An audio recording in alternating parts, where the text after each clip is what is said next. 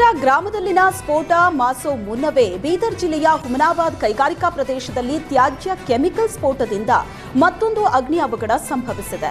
Chemical ಫ್ಯಾಕ್ಟರಿಗಳು ಬೇಕಾಬಿಟ್ಟಿ ಬಿಟ್ಟು ಹೋದ ಕೆಮಿಕಲ್ನಿಂದ ಅವಘಡ ಸಂಭವಿಸಿದ್ದು, ಸ್ಥಳಕ್ಕೆ ತಹಸೀಲ್ದಾರ್, ಡಿವೈಎಸ್ಪಿ ಹಾಗೂ ಪರಿಸರ ಮಾಲಿನ್ಯ ನಿಯಂತ್ರಣಾಧಿಕಾರಿಗಳು ಭೇಟಿ ನೀಡಿ ಪರಿಶೀಲನೆ ನಡೆಸಿದರು.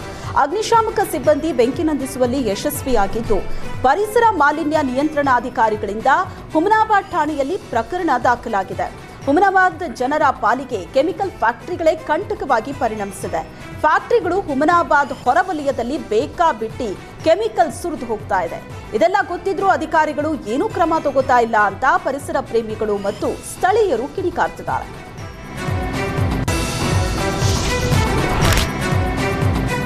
ಉಸಿರಾಟದ ತೊಂದರೆಯ ಮಧ್ಯೆಯೂ ಭಕ್ತ ದಂಪತಿಯೊಂದು ದೇವಿಯ ದರ್ಶನಕ್ಕೆ ಬಂದಿದೆ. ಕರ್ನಾಟಕ ಮಹಾರಾಷ್ಟ್ರ ಗಡಿಯ ಇತಿಹಾಸ ಪ್ರಸಿದ್ಧ ಚಿಂಚಲಿ ಮಾಯಕ್ಕ ದೇವಿ ದೇವಸ್ಥಾನದ ಜಾತ್ರೆಯಲ್ಲಿ ಈ ಘಟನೆ ನಡೆದಿದೆ. ಬೆಳಗಾವಿ ಜಿಲ್ಲೆಯ ರಾಯಭಾಗ ತಾಲೂಕಿನ ಚಿಂಚಲಿ ಗ್ರಾಮ ದೇವತೆಗೆ ಅದ್ದೂರಿ ಜಾತ್ರೆ ನಡೆದಿದ್ದು, ಮಹಾರಾಷ್ಟ್ರದ ಪಂಡರಾಪುರ ಮೂಲದ ದಂಪತಿ ಉಸಿರಾಟದ ಸಮಸ್ಯೆ ಮಧ್ಯೆಯೂ ದೇವರ ದರ್ಶನ ಮಾಡಿದ್ದಾರೆ. ಹೆಗಲ ಮೇಲೆ ಆಕ್ಸಿಜನ್ ಸಿಲಿಂಡರ್ ಹೊತ್ಕೊಂಡೇ ಜಾತ್ರೆಗೆ ಆಗಮಿಸಿದ್ದು, ದಂಪತಿ ಭಕ್ತಿ ಕಂಡು ಜನ ಅಚ್ಚರಿಪಟ್ಟಿದ್ದಾರೆ.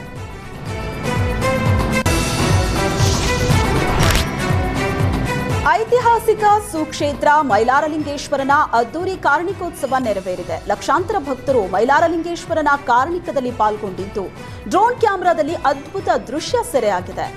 ಸಂಪಾಯಿತಲೆ ಪರಾಕ್ ಗೊರವಯ್ಯ ರಾಮಪ್ಪ ಕಾರ್ಣಿಕ ನುಡಿದಿದ್ದು, ಕಾರ್ಣಿಕ ನುಡಿ ಕೇಳೋದಕ್ಕೆ ಲಕ್ಷಾಂತರ ಭಕ್ತರು ನೆರೆದಿದ್ರು.